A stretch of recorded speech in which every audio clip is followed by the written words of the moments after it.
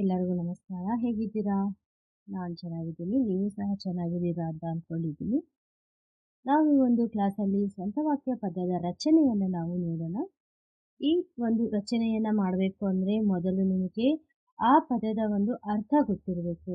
ಆ ಅರ್ಥ ಗೊತ್ತಿದ್ದರೆ ನೀವು ಈಸಿಯಾಗಿ ಒಂದು ಪದವನ್ನು ಮಾಡಬಹುದು. ಇದು ನಮ್ಮ ಮಕ್ಕಳಿಗೆ ತುಂಬ ಕಷ್ಟವಾದ ಕೆಲಸ. ಸೆಂಟೆನ್ಸ್ ಮಾಡೋಕ್ಕೆ ಬರಲ್ಲ ಇದಕ್ಕೆ.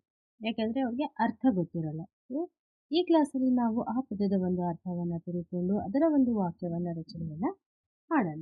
ಮೊದಲನೇದಾಗಿ ಅನ್ವೇಷಣೆ. ಅನ್ವೇಷಣೆ ಅಂದರೆ ಹುಡುಕು. ಸತ್ಯದ ಮಧ್ಯೆ ಸುಳ್ಳನ್ನು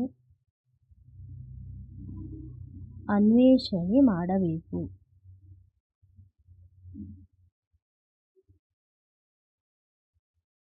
ಅನ್ವೇಷಣೆ ಮಾಡಬೇಕು.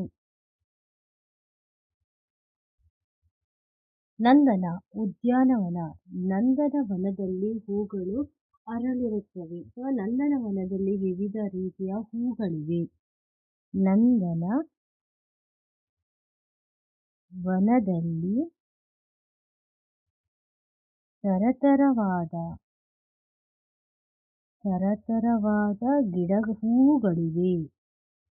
ಹೂಗಳಿವೆ. ಹೆಮ್ಮೆ.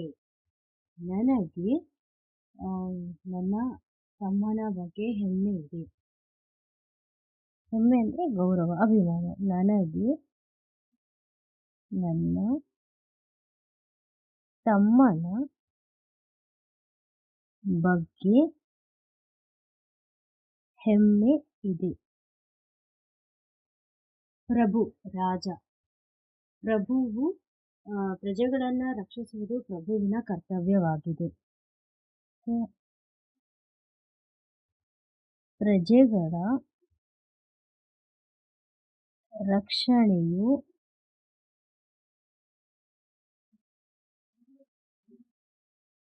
ಪ್ರಭುವಿನ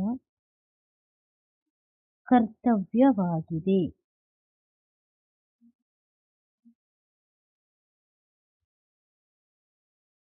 ರೊಕ್ಕ, ಹಣ. ಶ್ರೀಮಂತರ ಹತ್ತಿರ ಬಹಳಷ್ಟು ರೊಕ್ಕ ಇರುತ್ತದೆ. ಶ್ರೀಮಂತರ ಹತ್ತಿರ ಬಹಳಷ್ಟು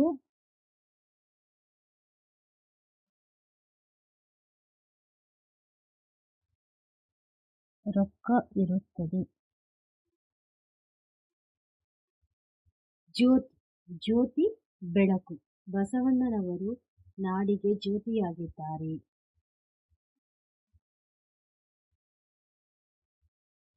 ಬಸವಣ್ಣನವರು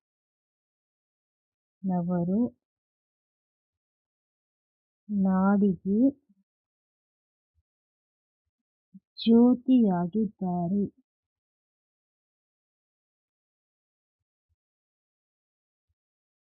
ಕೈಲಾಸ. ನಾವು ಸತ್ಯವನ್ನು ನುಡಿದಾಗ ಕೈಲಾಸ ಪ್ರಾಪ್ತಿಯಾಗುತ್ತದೆ. ನಾವು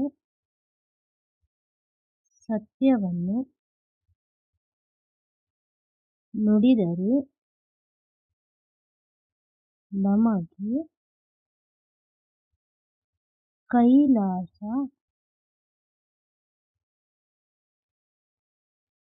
ಪ್ರಾಪ್ತಿಯಾಗುತ್ತದೆ.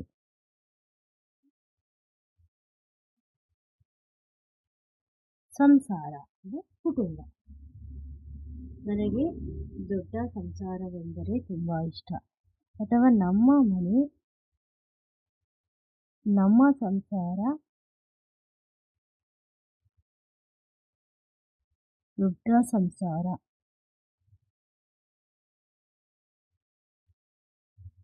ಸಮುದ್ರ, ಸಾಗರ. ಸಾಗರದಲ್ಲಿ ಬಹಳಷ್ಟು ಮುತ್ತು ರತ್ನಗಳಿವೆ.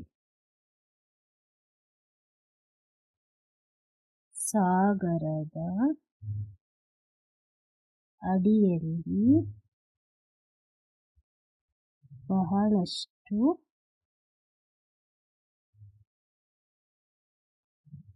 ಮುತ್ತು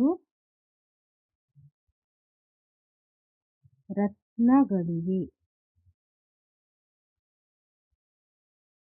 ಈ ವಿಡಿಯೋ ಇಷ್ಟ ಆದರೆ ಲೈಕ್ ಮಾಡಿ, ಶೇರ್ ಮಾಡಿ. ಹಾಗೂ ನಿಮಗೆ ಯಾವುದೇ ಸ್ವಂತ ವಾಕ್ಯದಲ್ಲಿ ಡೌಟ್ಸ್ ಇದ್ದರೆ ಅಥವಾ ನಿಮಗೆ ಆ ಒಂದು ಪದವನ್ನು ಮಾಡೋಕ್ಕಾಗ್ತಾ ಇಲ್ಲ, ಅದು ಅರ್ಥ ಗೊತ್ತಾಗ್ತಾ ಇಲ್ಲ ಅಂದರೆ ಪ್ಲೀಸ್ ಕಮೆಂಟ್ ಬಾಕ್ಸಲ್ಲಿ ಕಮೆಂಟ್ ಮಾಡಿ ತಿಳಿಸಿ ಫ್ರೆಂಡ್ಸ್. ಧನ್ಯವಾದಗಳು. Thank you.